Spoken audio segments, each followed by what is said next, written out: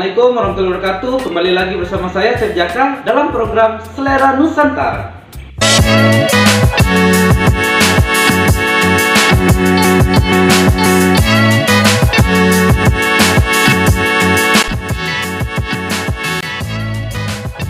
Di video kali ini saya akan memasak dan sekaligus saya akan sharing bagaimana cara penggunaan peralatan yang biasa dipakai di dapur. Teruntuk Pak Daeng Subianto dan adik-adik yang sedang menjalani pendidikan di SMK Negeri 1 Praia Timur, Lombok Tengah, Nusa Tenggara Barat.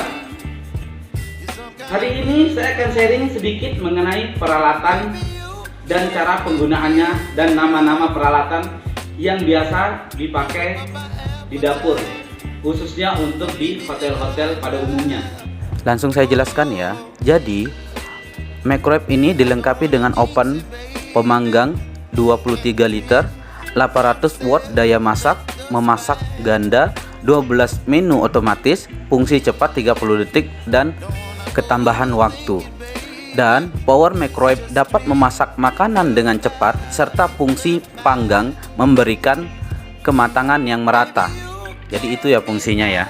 Dan di dalam microwave juga mempunyai heater atau penghantar panas dan dilengkapi dengan lampu.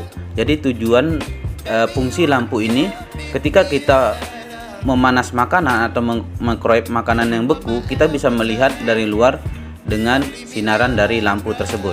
Dilengkapi dengan tombol timer, ada 10 menit, ada 1 menit, ada 10 detik, ada up, ada down, terus ada timer clock,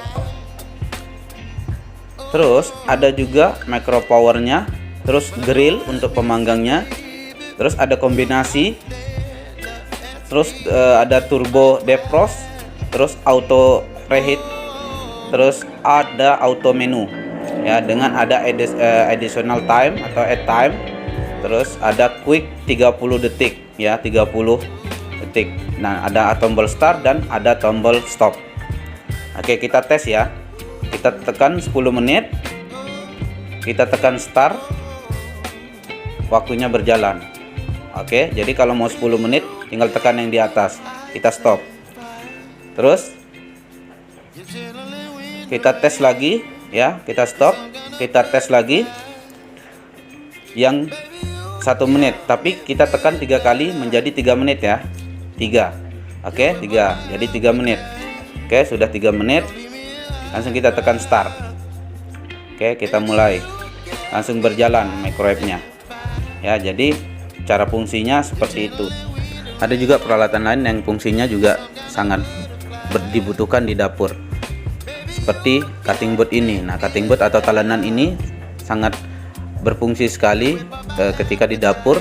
Fungsinya untuk tempat memotong semua jenis bahan makanan yang kita butuhkan di dapur, semuanya dipotong di cutting board atau di talenan. Tetapi yang warna hijau ini fungsinya khusus untuk sayuran, karena di dapur itu hygiene dan sanitasinya itu sangat dibutuhkan, sangat penting ya.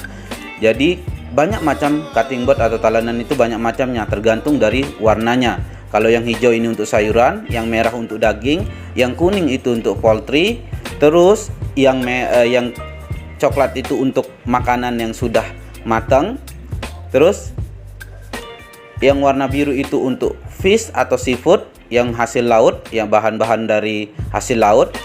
Terus ada juga yang warna putih. Nah, warna putih ini adalah untuk bahan-bahan makanan dari yang bahan dasarnya dari telur atau susu begitu. Jadi di dapur itu kita beda-bedakan ya untuk talenannya supaya tidak terjadi cross kontaminasi atau keracunan pada makanan.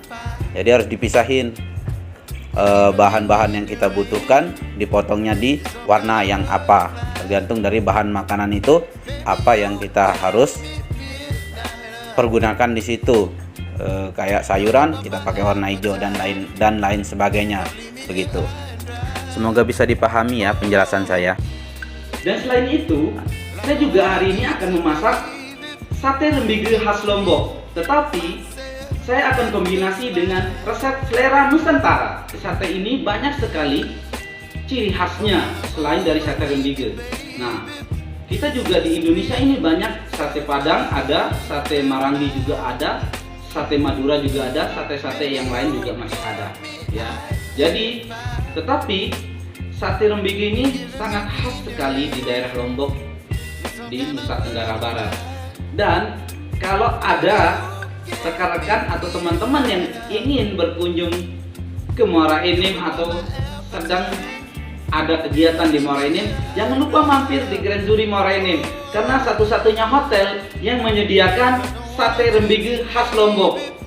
Sate rembige ini sangat khas sekali, khususnya di daerah Rembige, Mataram, Nusa Tenggara Barat. Jadi kalau ada yang sedang berlibur di Lombok juga boleh berkunjung di Rembige, di daerah ibu kota NTB, Mataram. Jadi di sana banyak sekali yang berjualan sate rembige dan rasanya sangat khas sekali karena bahan-bahannya itu benar-benar dari rempah-rempah asli Lombok.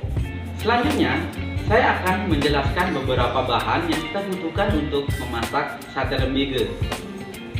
Jadi bahan-bahan yang kita butuhkan seperti ini. Inilah bahan-bahan yang kita butuhkan. Ada daging sapi khas dalam yang sudah dipotong-potong. Kemudian ada juga bumbu yang kita butuhkan, ada bawang merah, bawang putih.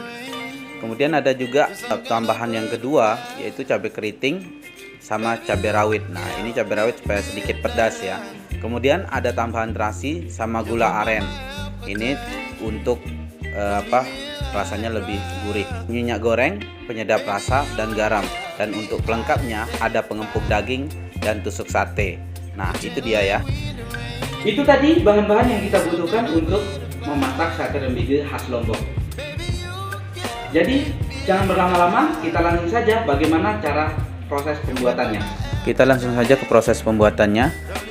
Daging yang sudah dipotong campur dengan pengempuk daging, kemudian diaduk merata ya, aduk terus sampai benar-benar tercampur dengan pengempuknya supaya nanti tekstur dagingnya lebih lembut ya.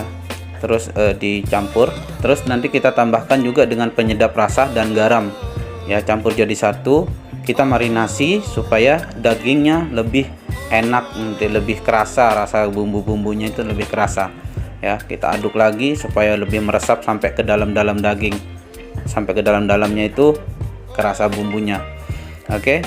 Nah, setelah semuanya merata, kemudian nanti kita tutup, kita diamkan kurang lebih selama 2-3 jam ya, supaya proses marinasinya itu berjalan. Oke.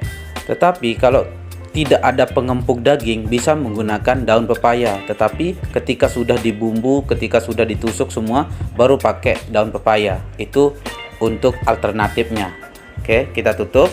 Setelah itu diamkan selama 2-3 jam ya, supaya lebih empuk nanti dagingnya. Kita lanjut ke pembuatan bumbu sate rembige ya. Kita blender bawang merah, bawang putih, terus ada cabai juga. Kita blender. Kemudian ada terasi dengan gula merah. Terus tambahkan air secukupnya saja, tidak usah terlalu banyak ya. Karena nanti kita tambahkan dengan minyak goreng juga untuk blendernya. Oke. Nah, kita tambahkan minyak goreng. Minyak goreng ini juga nanti berfungsi atau bisa membuat daging lebih empuk ya. Nah, langsung saja kita blender. Nah, kita blender sampai halus ya, kurang lebih selama 1-2 menit kita blender supaya halus ya bumbunya. Oke, kita tunggu sebentar ya, pastikan ya semuanya di blender sampai halus. Jadi bumbu rembige ini memang harus halus bumbunya, jadi ketika nanti dibakar bumbunya juga lebih meresap ketika dibakar ya. Bumbunya sudah halus, kita angkat. Nah, langsung kita ke daging tadi yang kita sudah marinate. Nah, di daging kita campur dengan bumbu halusnya ya, kita tuang ke dalam daging, kita campur dengan bumbu halusnya. Oke. Nah, ini juga kita aduk juga sampai dia benar-benar merata, tercampur dengan sempurna dengan bumbunya, supaya nanti lebih meresap ketika dibakar ya. Diaduk, memang benar-benar diaduk, diratain semua Nah, kemudian setelah ini nanti ya, kita diamkan dagingnya. Setelah dimarinate dengan bumbu ini, kita diamkan dulu dagingnya selama 1-2 jam ya. Nah, tujuannya supaya bumbu ini lebih meresap lagi ke dalam dagingnya dan proses pengempuk daging tadi itu berproses. Setelah 2 jam, kita langsung tusuk dagingnya ya, jadikan sate rembige. Nah, kalau biasanya saya tusuk sate itu, satu tusuk itu isinya 3 potong ya, sesuai selera aja sih, bisa di 3, bisa di 5, bisa di 4, tergantung selera ya. Kalau saran saya sih 3 supaya bisa porsinya jadi banyak. Oke, nah kita tusuk. Ya, memang yang bikin lama ini adalah nusuk sate ini. Kalau dari pembuatan bumbunya tadi juga ya, yang bikin lama itu proses pengempukannya juga. Setelah itu pun kita harus nusuk sate lagi, itu yang bikin juga lama ya. Tetapi itulah proses pembuatannya. Oke, nah kita juga pastikan sate ini nanti ketika kita bakar semuanya benar-benar matang dengan sempurna ya, karena nanti jangan sampai ada yang mentah, ada yang matang ya. Jadi biar rata, biar sama rata, pastikan semuanya pas dibakar matang semua. Oke, nah ini sisa sedikit lagi tusukan yang sate yang masih mau ditusuk. Oke, selanjutnya setelah semuanya ditusuk, kita langsung ke proses grill atau kita proses pembakaran ya, pas dipanggang. Nah, kita gunakan minyak secukupnya ya di teflonnya atau di pemanggangnya. Kita gunakan secukupnya, minyaknya kita ratakan ya, tapi pastikan teflonnya panas ya, benar-benar panas supaya nanti ketika kita bakar sate rembigenya tidak lengket ya, tidak lengket. Pemanggangnya sudah panas, kita mulai untuk proses grill atau membakar sate ya. Nih, kita susun rapi aja di teflonnya ya, di pemanggangnya. Jadi susun rata supaya nanti matangnya juga merata ya, matangnya merata. Kita bakar sate itu kurang lebih sekitar 6 menit ya. Nanti 3 menit pertama, terus sekali lagi pas dibalik itu 3 menit kedua, jadi 6 menit ya. Pastiin dia bisa matang dengan merata, dengan sempurna ya, supaya nanti ketika kita angkat itu tidak ada yang masih mentah, semuanya sudah matang. Oke, kita tunggu ya. Kita pakai api kecil aja ya, kecilin apinya supaya tidak gosong. Nah, nanti dari ini kita balik dulu, dari satenya kita balik dulu. Setelah nanti kita balik, nah tadi kan ada sisa dari bumbunya itu. Nah, bumbu sate rembigenya itu nanti kita pakai untuk ngoles untuk bumbu di pas pembakarannya ini ya, supaya lebih enak, lebih meresap lagi satenya, dan warnanya juga nanti warna satenya itu lebih menarik. Nah, ini bumbunya yang tadi saya bilang ya, kita tuang dulu bumbunya, nanti ini kita pakai bakar di sate ya. Kita tambahin kecap aja secukupnya ya, sesuai selera aja. Kalau kita mau pakein kecap biar agak lebih manis dikit. Nah ya, kita poles ya, kita oles dagingnya, satenya kita poles ya, oles merata ya, dioles merata. Nanti setelah kita oles, ini udah selesai dioles, kita balik lagi ya, kita balik lagi, terus nanti satu sisi, nah kita balik, nanti satu sisi lagi kita oles lagi supaya nanti semuanya merata, dioles pakai bumbu ini, jadi lebih meresap ke dalam daging sate rembige ya. Bumbu sate rembige itu sangat enak sekali ya, jadi nanti bisa bikin di rumah harus lebih enak lagi dari ini. Jadi tekstur yang kita dapat dari bumbu sate rembige ini nanti dia itu lebih empuk, lebih enak, dan lebih juicy. Jadi bakarnya juga jangan terlalu kering pas dibakarnya. Oke, langsung saja ke penyajiannya ya. Nah, ini cara penyajiannya. Kita susun sate yang sudah matang di atas piring. Jadi bebas cara penyajiannya teman-teman, mau di campur dengan nasi putih, nasi kuning ataupun sesuai selera lah untuk sate rembige ini. Yang penting intinya dari bumbunya tadi itu yang bikin enak sate rembige. Oke. Nah, kita susun seperti ini. Setelah itu ya kita tambahkan kecap sesuai selera. Ya, kalaupun mau agak manis atau mau pedas untuk sate rembigenya juga nggak masalah, sesuai selera saja. Nah, taburkan juga cabai rawit sama bawang merah yang sudah dipotong untuk hiasan di atas, jadi taburannya aja. Terus tambahkan daun seledri, bisa juga daun kemangi untuk garnish atau hiasannya. Oke. Nah, seperti inilah jadinya sate rembige. Ya, selamat mencoba ya.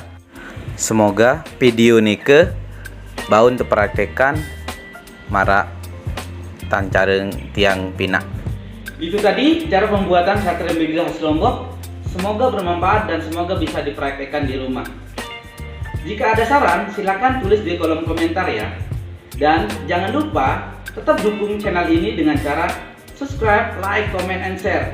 Dan jangan lupa juga tetap tekan tombol loncengnya supaya tidak ketinggalan video-video terbaru dari saya mengenai resep-resep selera Nusantara. Dan jika teman-teman pengen tahu resep terlengkapnya, ada di kolom description-nya, langsung saja klik di situ. Dan sampai di sini ya pertemuan kita hari ini. Terima kasih telah mendukung channel ini. Sampai jumpa dan sampai ketemu di video berikutnya ya.